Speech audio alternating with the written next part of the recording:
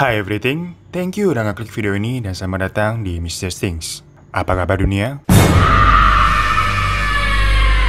So guys, kita nggak perlu basa-basi ya, karena di sini ada sebuah berita yang menggemparkan tentang seorang warga negara Indonesia yang bersekolah di Jepang ditemukan meninggal dan telah membusuk di sebuah apartemen milik seorang laki-laki memang asal Jepang. Jadi orang lokal sana, gengs. Namun yang menjadi misteri adalah salah laki tersebut tuh sempat buron dan akhirnya tertangkap, tapi dia tidak mengakui perbuatannya. Dan memang tidak ditemukan adanya tanda-tanda kekerasan ataupun luka-luka dari tubuh WNI ini. Yang mana orang-orang jadi bertanya-tanya sebenarnya ini kasus pembunuhan atau bukan. Masalahnya, setelah itu tuh diketahui kalau laki-laki Jepang tadi mempunyai catatan kriminal dalam tindak pembunuhan 5 tahun sebelumnya, guys. Jadi di sekitar tahun 2017. So di sini kita akan membahas rangkuman kronologi tentang warga negara Indonesia ini yang bernama Josie Putri Cahyani, di mana kasus ini tuh sedang ramai dan dalam penyelidikan di Jepang. Pokoknya semoga kasusnya bisa cepat terungkap dan ditemukan untuk kebenarannya, gengs ya. Josie Putri Cahyani yang pada tahun ini tuh berusia 23 tahun adalah wanita asal Sumatera Barat, tepatnya dari Korong Lancang, Nagari 3, Koto Aur Melintang Selatan, Kabupaten Padang, Pariaman. Sejak TK sampai SD, Josie ini bersekolah di daerah sana di Aur Melintang. Lalu SMP-nya dilanjutkan di daerah Sungai Geringging, terus SMK-nya itu di Kota Padang. Dan dari dulu, dia tuh terkenal murid yang berprestasi yang nggak pernah lepas dari juara ranking.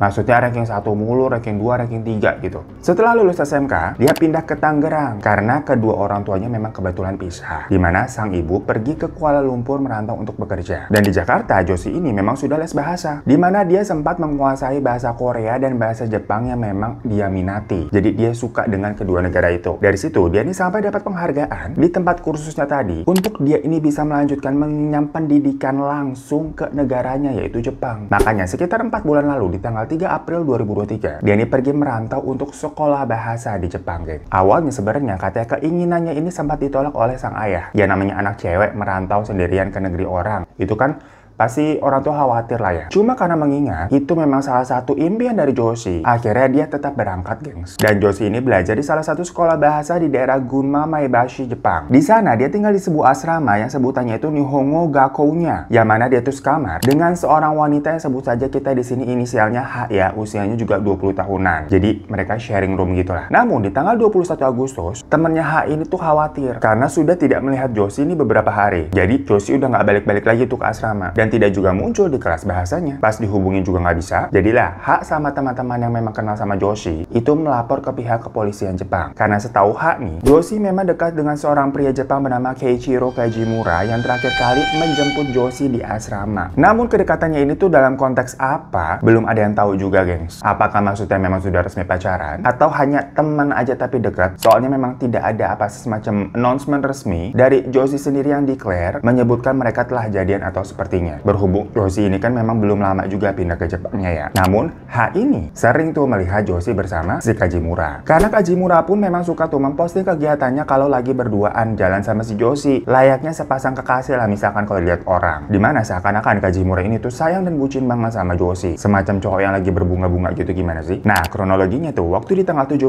Agustus, Josie ini dijemput oleh Kajimura di asramanya. Yang mana sebelum Josie pergi, dia tuh sempat berpamitan dengan H yang bilang kalau dia akan pergi bersama Kajimura. Makanya H ini tahu terakhir kali Josie perginya sama Kajimura karena dijemput tuh di asrama. Tapi habis dari situ, Josie ini nggak balik-balik lagi sampai tanggal 21. Nah, tapi awalnya sebelum tanggal 21, walaupun Josie konteksnya ini belum balik-balik ke asrama dan tidak juga kelihatan di sekolah bahasa, teman-temannya mengira ini Josie bolos aja kali ya. Karena balik lagi, banyak yang mengira kalau Josie berpacaran dengan Kajimura. Walaupun ya si Josie nggak bilang kalau dia sudah resmi berpacaran. Istilahnya pada nebak-nebak sendiri aja lah. Melihat kedekatan di antara mereka berdua dan postingan-postingan dari Kajimura. Makanya tuh sempat di awal-awal teman-temannya ini menghubungi Kajimura dulu untuk menanyakan keberadaannya Josie. Karena kan Josie-nya sendiri ini udah nggak bisa dihubungi nih. Istilahnya terakhir kali kan pergi sama lo, Josie-nya di mana, tahu nggak? Dan katanya Kajimura selalu membalas pesan-pesan dari temannya dengan bilang dia nggak tahu keberadaannya Josie di mana. Lah makanya kan teman-temannya bingung ya. Awalnya mereka sempat melaporkan hal itu kepada pihak LPK, Lembaga Pelatihan Kerja, yang memang waktu itu membantu mengurus dokumen-dokumennya Josie untuk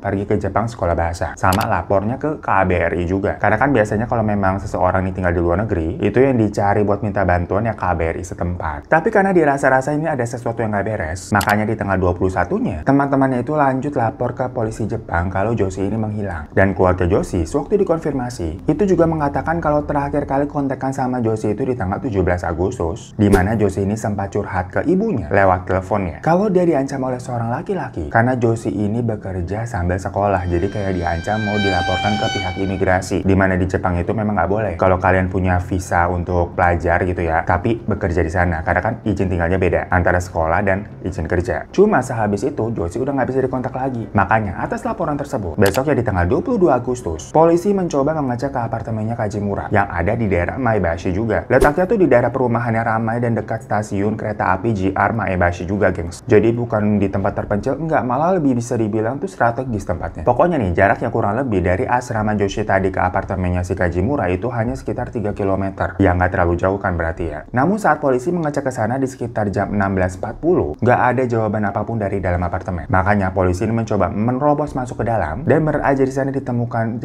seorang wanita yang sudah tidak bernyawa di dalam unit apartemen tersebut. Yang mana itu adalah Joshi. Namun keadaannya ini apa ya, utuh dan tidak ditemukannya adanya bekas luka-luka. Jadi tergeletak aja gitu di apartemen. Makanya awalnya polisi mengira kalau ini semacam apa ya, percobaan mengakhiri hidup sendiri. Karena kan yang kita tahu di Jepang, hal-hal seperti itu memang banyak yang terjadi ya, dimana orang-orangnya tuh banyak yang depresi dan stres. Namun Joshi ini kan bukan orang Jepang, dia orang Indonesia. Dan kenapa meninggalnya di apartemen orang lain? Yang mana si pemilik apartemen nih, Kajimura, nggak ada nih, dicari kemana-mana nggak bisa. Lah kan aneh dong, janggal. Dan pas dicari tahu mengenai si Kajimura ini, ternyata ada sebuah fakta yang mencengangkan. Keiichiro Kajimura adalah seorang pengangguran berusia 40 tahun yang lahir di Toyokawa, Aichi. Pendidikan terakhirnya itu lulusan SMA di Unio Metropolitan Tokyo. Nah, namun sewaktu usianya berusia 34 tahun atau di tahun 2017, dia itu pernah terlibat sebuah kasus terhadap kekasihnya bernama Haruka Abe yang pada saat itu berusia 26 tahun. Jadi Keiichironya 34, Harukanya ini tuh 26. Kejadiannya nih dulu, Keiichiro ini sempat menyewa kamar di sebuah hotel di daerah kota Shingu, dan di sana dia itu berniat mengakhiri hidupnya bersama dengan Haruka. Jadi kayak ngajak-ngajak orang gitu. Haruka yang nggak mau ya, karena nggak tahu maksudnya Keiichiro yang membawanya ke sana tuh ternyata seperti itu. Langsung hingga tidak bernyawa, gengs. Keadaannya waktu itu Haruka ini tertidur di tempat tidur dengan posisi terlentang, sementara Kajimura ini berada di sebelahnya dalam keadaan tidak sadar akibat overdose pil tidur, karena kan tadi ada percobaan mengakhiri hidup ya. Untungnya mereka segera ditemukan oleh pegawai hotel karena sebelumnya ada ribut-ribut ya waktu Kajimura, Haruka dan pegawai hotel itu melaporkan hal tersebut kepada pihak kepolisian. Kajimura yang masih bernafas itu langsung dilarikan ke rumah sakit dan selamat dari overdosisnya, gengs. Dan dia itu juga mengakui kalau dia telah membunuh Haruka. Akibatnya dia ini sempat divonis hukuman 5 tahun penjara, yang padahal kala itu tuntutan jaksa 7 tahun, jadi lebih rendah daripada tuntutannya. Namun ujung-ujungnya nih, dia dinyatakan bebas karena terbukti mengidap kepribadian ganda dan cacat mental, guys. Cuma gue kurang tahu ya, cacat mental yang disebutkan dalam putusan pengadilannya itu maksudnya nih gimana. Karena dilihat secara fisik itu normal-normal aja kelihatannya, bukan semacam orang yang memang terlihat punya kelainan atau fisik yang tidak sempurna. Jadinya gue mengambil kesimpulan maksudnya putusan pengadilannya itu cacat mental adalah gila kali ya. Soalnya kan kalau orang gila itu memang tidak bisa dipenjara. Cuman yang gue heranin kok dibiarkan berkeliaran gitu aja. Hingga di bulan Juli 2023 dia kenalan lah sama Joshi yang saat itu baru sekitar sebulan di Jepang untuk menempuh sekolah bahasa. Makanya dengan background catatan kriminalnya tadi, pastilah Kajimura ini dituduh sebagai pelakunya dalam kasus Joshi ini yang ditemukan tidak bernyawa di apartemennya si Kajimura. Apalagi si Kajimura ini kan sempat pakai acara semacam kayak kabur nggak bisa dicari. Dan menurut beberapa sumber, katanya Joshi ini memang bilang pernah dilamar sama Kajimura padahal baru ketemu, yang jadinya ajakan itu ditolak sama Joshi. Ya aneh banget kan, baru ketemu tau-tau langsung diajak kawin. Cuma karena itu Kajimura ini jadi semacam mengancam Joshi mengenai masalah kerja sambil sekolah tadi tuh. Karena kalau benar-benar dilaporkan ke pihak imigrasi, bisa-bisa Joshi dideportasi. Jadi curhatan Joshi terakhir tadi yang ke ibunya di tanggal 17 Agustus dengan bilang ada laki-laki yang ngancam dia, langsung terasa match. Karena Kajimura pernah ngancam dia seperti itu. Jadi maksudnya laki-laki yang dicurhatin sama Joshi ini ya tidak lain dan tidak bukan adalah si Kajimura. Makanya dari situ polisi mencari nih keberadaannya Kajimura, yang pada tanggal 24 Agustusnya hari Kamis itu ketemu. Ya langsunglah dia ditangkap di stasiun metro Awajicho. Namun setelah ditangkap, Kajimura ini tidak mengakui kalau dia terlibat dengan apa yang terjadi sama Joshi. Malah dia bilang nih kalau dia tidak mengetahui sama sekali perihal Joshi ada di apartemennya. Dia pokoknya nggak ingat apa-apa, semacam kayak orang yang tahu-tahu belaga amnesia begitu. Ya aneh aja ya ada orang bisa beralasan seperti itu. Ada gila-gilanya emang nih orang ternyata ya. Berarti putusan sidang waktu tahun 2017 lalu kalau dia punya kepribadian ganda dan gila, ya iya kali ya bener emang dah. Cuma masalahnya nih gengs, kalau misalkan nanti dia dianggap memang fix gila, kemungkinannya takutnya dia bisa bebas lagi seperti sebelumnya, lepas dari hukuman karena ya orang gila nggak bisa dipenjara. Cuman kalau di Jepang sana harusnya ada khusus untuk yang